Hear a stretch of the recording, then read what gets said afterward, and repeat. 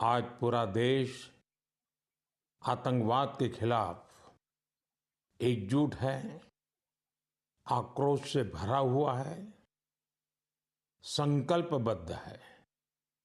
आज हर भारतीय का यही संकल्प है, हमें आतंकवाद को खत्म करना ही है।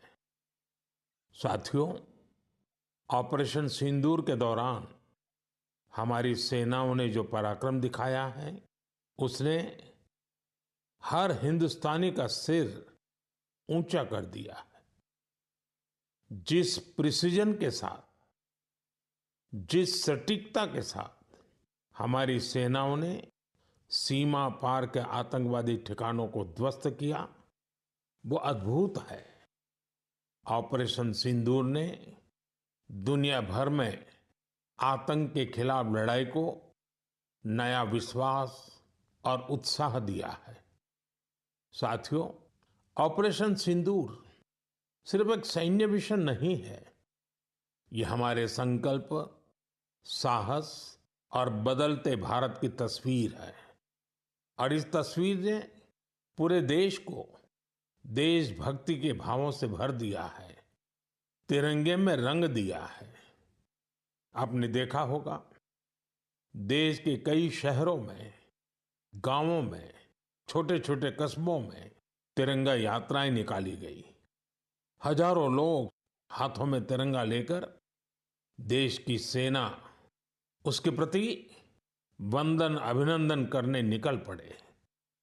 कितने ही शहरों में सिविल डिफेंस वॉलंटियर बनने के लिए बड़ी संख्या में युवा एकजुट हो गए।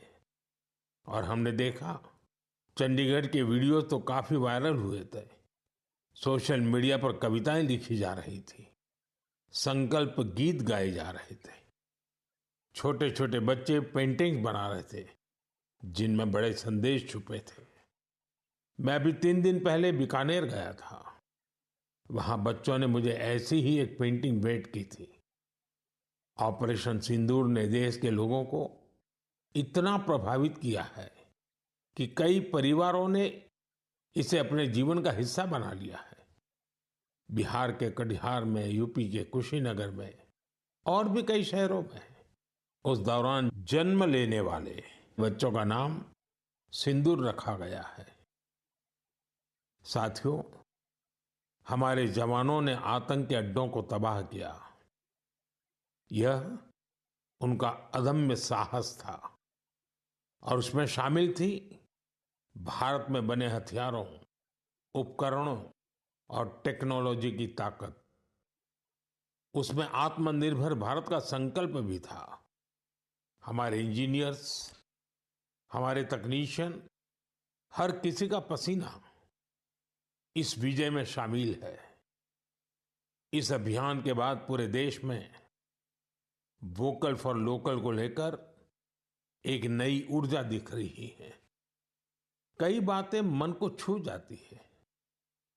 एक माँ बाप ने कहा, अब हम अपने बच्चों के लिए सिर्फ भारत में बने खिलौने ही लेंगे।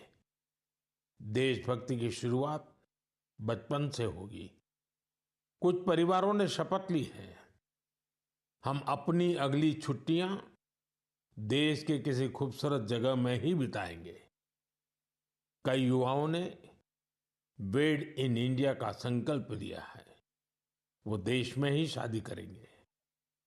किसी ने ये भी कहा है, अब जो भी गिफ्ट देंगे वह किसी भारतीय शिल्पकार के हाथों से बना होगा। साथियों, यही तो है भारत की असली ताकत, जन मन का जुड़ाव, जन भागीदारी। मैं आप सबसे भी आग्रह करता हूं, आइए इस अवसर पर एक संकल्प लें।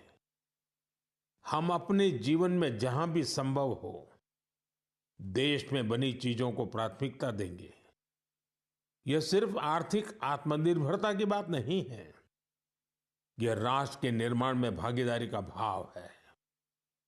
हमारा एक कदम भारत की प्रगति में बहुत बड़ा योगदान बन सकता है।